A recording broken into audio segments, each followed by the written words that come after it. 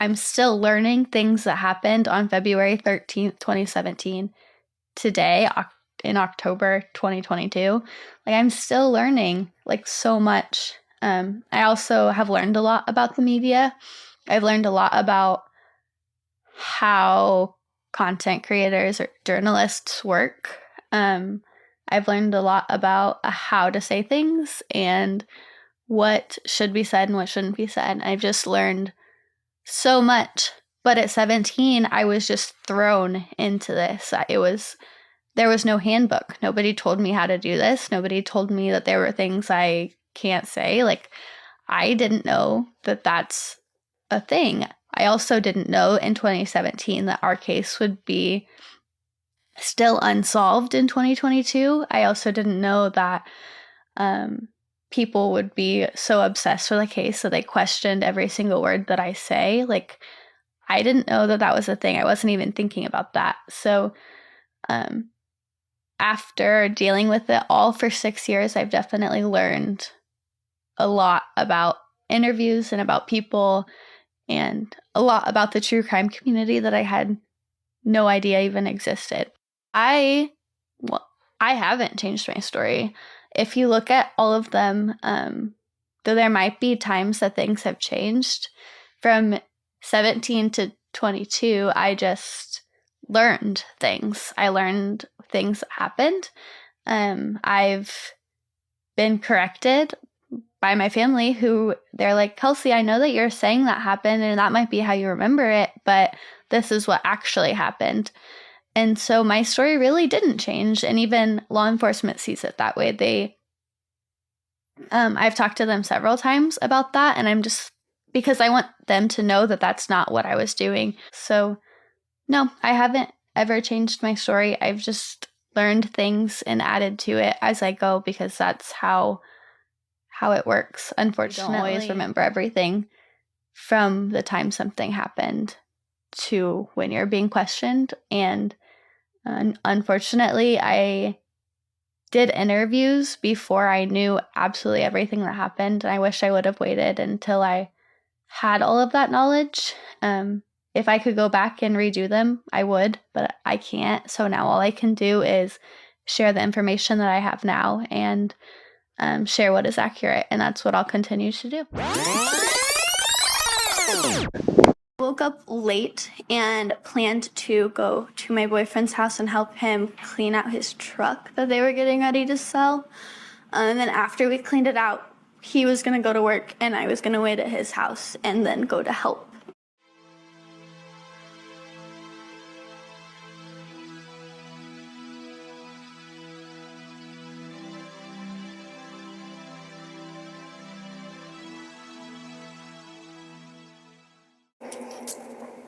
After Libby asked me, I told her I had plans, so I couldn't go with her.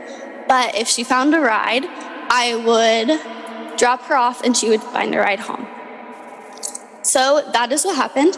She told me that she had found a ride home.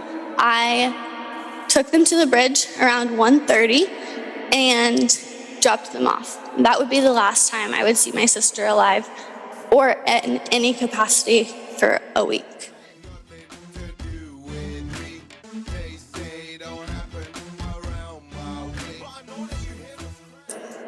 So the next day, so that evening, actually, I was sitting at my boyfriend's house. We were talking.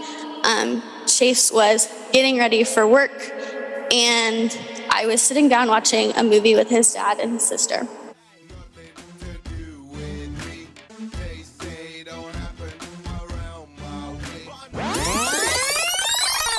I had been at my boyfriend's house. I was actually sitting there. He had left for work already. And my phone rang. It was across the room. I didn't answer it the first time. I was like, it's probably nobody important. I'm just going to work. I'm at my boyfriend's house. Nobody really is paying attention to what I'm doing, so why do I need to answer it? Then it rang the second time, and I got up. I picked up my phone, and it was my grandma. And we lived with my grandparents at the time, so it was normal for her to call and check in, see where I was. But when I answered, she was frantic, which was also very normal. She's the person that freaks out over everything. I just thought she was over-exaggerating. She freaked out and said, "Kelsey, have you seen Libby? Have you talked to her? She hasn't answered her phone. And your dad's there to pick her up." And this is around 4 o'clock. That's super abnormal for Libby. If she knew that somebody was coming to pick her up, she would have answered. She always had her phone in her hand. She was making, I believe it was music please at the time, all the time, always taking pictures. She was always texting someone. So it didn't make sense why she wasn't answering. So I got up, I said I'll be there in 10 minutes, and I drove to the bridge. I had to call off work and find a replacement before I could go over there. So our search as a family went on until about 5:30 p.m. At 5:30, we all went to the police station where we were able to file a report, but law enforcement told us that the girls probably ran away. They were mad, they were angry, they were bad teenagers. They wanted to be rebels and get away from us for whatever reason, so there was nothing they could do. So around 10 o'clock, 10:30, law enforcement called the search off. They said it was too dark, they couldn't get lights there, no one could see, so they had to call the police search off.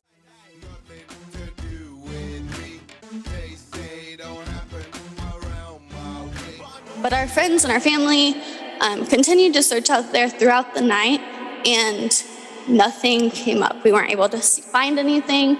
There were no signs of the girls anywhere. People had crossed the bridge, they'd gone in the woods near it, and nobody was able to find any idea that the girls were even in the area.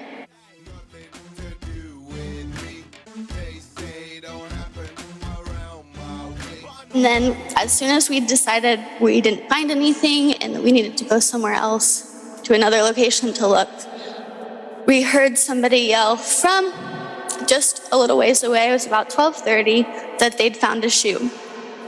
So since I was there, me and my family were around this area, they'd asked me what shoes the girls were wearing. And I knew the picture of Abby that my sister had posted the day before. Abby had black Converse on. So I told them that. I wasn't sure what my sister was wearing. We were looking all over the area, and while we were walking, we heard somebody ask what type of shoes the girls were wearing. And I asked them what it was, and they told me it was the black Nike, and they said, yeah, those were Libby's shoes. We were underneath the bridge, and as soon as we'd gotten back to the private drive, somebody yelled up the hill that they'd found a shoe. And knowing that I dropped the girls off and I remembered what they were wearing, I knew exactly what shoes my sister and Abby were both wearing. They yelled up the type of shoe it was, I knew exactly whose it was. And I knew the picture of Abby that my sister had posted the day before. Abby had black Converse on. So I told them that. I wasn't sure what my sister was wearing.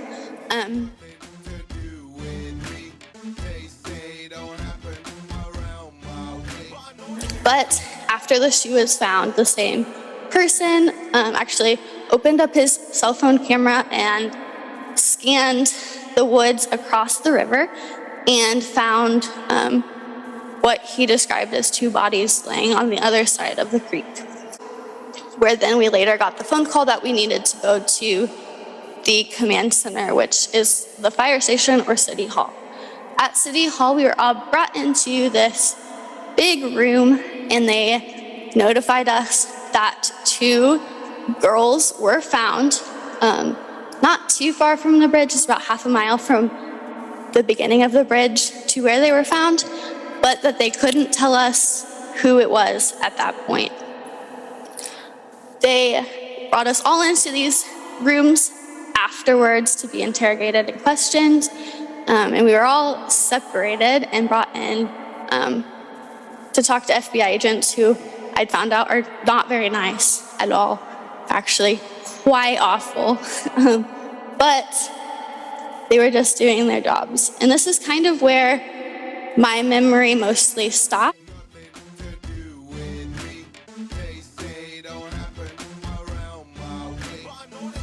I don't really remember the days and weeks after that. I know the few.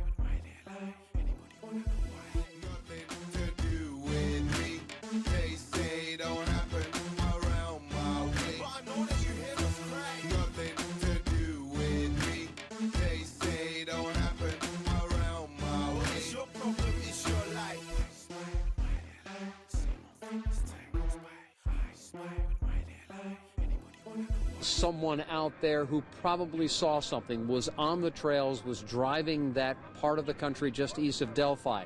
They may have seen someone, they may have seen a car that perhaps looked out of place, and that's why police want that person to call them.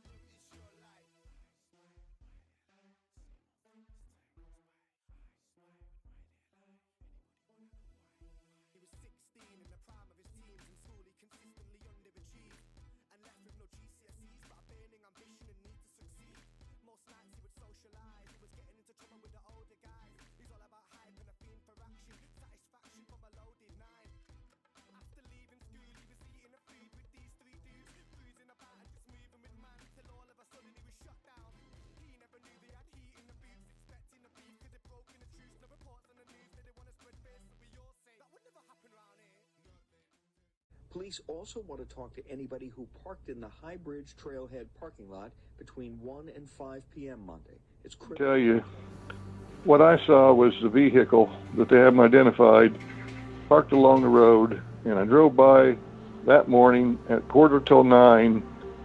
It was there, and I went to another town, did some work, and come back, and then that afternoon, I was retired from it now, but I was in pest control. I was scanning bait stations at the building right across the road from there.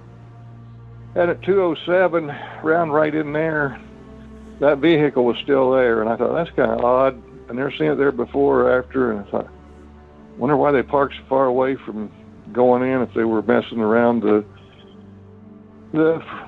Freedom Bridge or the trails or whatever. Mm-hmm. And I described it, sent pictures of close to what it is. It was an older model car, and I don't know why the police said a couple years later they wanted to know that they let it out that there was a vehicle parked over in that area between noon and 5. Well, it was there at 9:15 in the morning, but he turned around, or he would have got caught on there's cameras at that one business a friend of mine got, farm store or something. So he's turned around. He never went on down the road and out that way. He turned around, avoided the camera. You know, there's a camera right on that building. I don't know if it was there at the time, but you know the building across the street from the CPS building? Yeah, that's where I was working. 8:45, and it was still there when I left the area about 2:15. Yeah. And then another guy thought he saw it on the other side about 3:30. Hello? Hello, yeah, this is Gray Hughes. You sent me a text message yesterday or today. I don't know Yes. exactly when. But Yes. could you explain what you're referring to? Just so I can hear it. Oh. I mean, it's hard to tell exactly. It's Brady. I was at the fair and I saw that one of the officers I'd give some tips to. I got to asking him, I said, well, why was the time on this vehicle reported between noon and 5? Well, I didn't know that there was another vehicle, and he said it was parked at that CPS building backed into where they couldn't see the license plate. And I asked, I never saw it when I was there around a little after 2 o'clock. That was news to me that there were two vehicles. And that's the one they were asking for the tips on, I guess, instead of the one I saw. Oh, and interesting. They said, did it look anything like mine? Well, he said they don't even know what color it was. I thought, it sounded like there's more than one person reported it. I thought, I never saw it. I don't know how it could have been backed in there when all I saw was that other one. And it was in there at 9:15 in the morning when I drove by on the road and looked over. And then when I was actually working in that building, and it was pest control. I was scanning bait stations. I've turned it in. I've got the actual time. It shows exactly when I was around that building. There's no doubt as to when I was there. It was odd that it wasn't at that building or on down closer to where they walk in. It was halfway between them on the right side. On the right side, which direction on the right side? Same side as the CPS building, only it was see. 100, 150 yards down, but there's a curve in the road between there and where you go into that Freedom Bridge, and it was halfway between there. Weird. They don't know the color. They said it was suspicious. It was backed into where you couldn't see the license plate. Well, I never knew there was another vehicle spotted that day. If I couldn't see it at that time, that just makes me wonder how legitimate that. I don't know. That really puzzled me.